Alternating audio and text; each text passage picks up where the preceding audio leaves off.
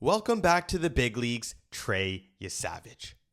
On Tuesday, Trey Yesavage, the Jays' rookie sensation from last year, made his season debut against the Boston Red Sox. And leading up to the game, I even heard some Jays fans were wishing each other happy Trey Day. And boy, they got a treat. Coming back, this kid was phenomenal in his first game. The Toronto Blue Jays won 3-0, and I want to talk about this game. So first, we're going to go into Yesavage's start. How did he look, and what is the outlook for this team with him back in the starting rotation? Secondly, we're going to talk about how you deal with adversity, and I want to give some love to Jeff Hoffman for how he's handled his demotion. Last, we're going to talk about some game notes from Tuesday's game, specifically who I think should be in the number 2 spot in the batting order, and we're going to talk about bodies returning from injury. It is starting to get optimistic in Jays land. Today on the Morning Whistle, my name is Aaron Noronha.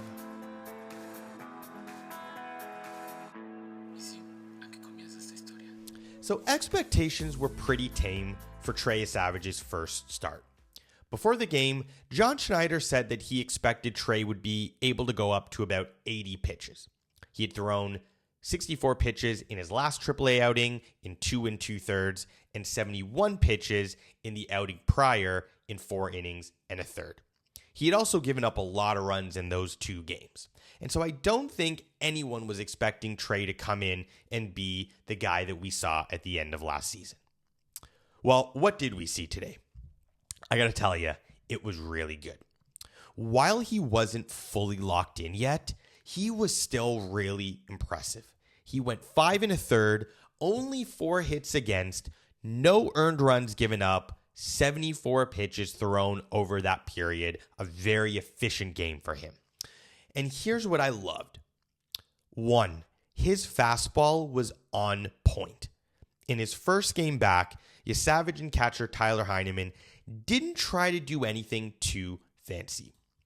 They established his fastball early. He was throwing strikes, and he was getting a lot of awkward swings. He did a really good job of placing the ball around the corners, specifically inside on batters. He only had 3 strikeouts, but he had no walks. And so once he established that fastball in the zone, he began to throw the splitter in more towards the end of his outing, and that's when he was getting some swings. The second thing that I really loved was how efficient he was. We talked about 5 1/3 innings, 74 pitches. Every time he seemed to get deep in a count, he started to throw the fastball in the zone. He was not throwing pitches all over the place. He didn't throw the splitter when he didn't feel confident in it, and he just made the batters get at him. And guess what? They couldn't. So his stuff looked really good. His release point remains tricky. And what was interesting was he only really threw those 2 pitches, the splitter and the fastball. He didn't mix in a lot of his slider, which we know as well can also be terrifying for batters. And so as he gets back into the swing of things, I expect him to mix that pitch in more. What does this mean for the team? Well, number 1, I think it's clear. If it wasn't already, he is special. And while I think that there is every reason to believe there might be some regression from his outstanding numbers from the postseason, I do believe he is going to be a well above average starter for this team. You can see that he is just built differently. But secondly, I think this team got a break and they really needed it. With all the injuries we've had, with all the challenges we've had getting innings from our starting pitchers, to have this guy come back and lay such a strong first start gives me a ton of confidence that we're going to be able to build. We now have 3 very, very, very dependable starters in our rotation, plus Patrick Corbin, who continues to get it done. This team is on the way up. After Yesavage left the game, up 3-0 in the 6th inning, the ball eventually came to Jeff Hoffman in the 7th. And I want to give him some love. In baseball, relief pitchers are usually the lowest paid and most replaceable players on the team, right? It's a low spotlight position. And the exception has always been the closer. The guy who makes the walk in the ninth gets all the fanfare, he gets the custom intro, and of course the opportunity to put that save on his resume. And Jeff Hoffman spent 9 years in the majors getting to that point where he could be the last man called. But over the last 12 months, we learned that while he is a good MLB pitcher, he is not closer material. So he gets demoted. But he handled that demotion like a pro. And I want to give him some love for the character that he's shown. It's not easy to get taken out of that spot. He might never get it back. But you know what? He acknowledged that he wasn't good enough. And I want to read this. He said, "They're doing better than what I'm doing right now. And it gives them the nod to go out there and do it for the group. I'm good for whatever is going to put us in the best position to win as many games as possible." Isn't that refreshing? Unlike some of the other pitchers on our team right now who act like they are above the group, Jeff Hoffman is a team player, and you have to appreciate that. And today, he was dealing. In the 7th inning, just 10 pitches was needed by him to get out the side, getting 2 strikeouts. It was his second scoreless inning in a leverage situation since being moved out of the closer role.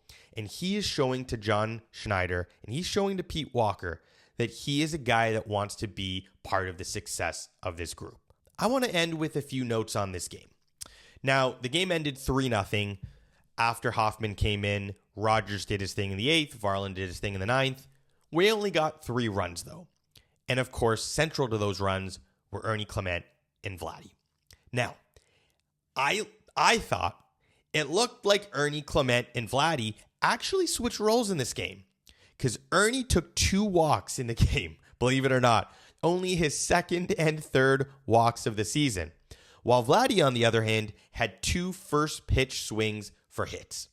Really interesting, right? Now, no matter who is who, both guys continue to be central to the moments where our bats have come together.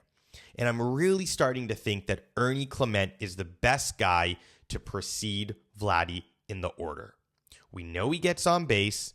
We know he makes things uncomfortable for batters, or pitchers, and that's perfect when you know that Vladdy is coming after. Second, I'm starting to feel more confident in this group, and it feels like we're getting close to having the guys we love back. George Springer took live at-bats today, and he might be able to play as early as tonight. Jose Barrios had a AAA rehab start, and if you look at the stats, it wasn't the prettiest. He threw 70 pitches, but as we saw with Trey Yesavage, these games are just about throwing your stuff. Now, while it's not clear if his next game will be in the majors, he could be back as early as the weekend. And so with Barrios back, Yesavage back, Springer coming back, it starts to feel like this is the group. This is the group of guys who can get us in a run. And so with the weather getting nicer outside, with a lot of our role players having done their jobs, I'm really looking forward to this summer. This is The Morning Whistle. My name is Aaron Arona.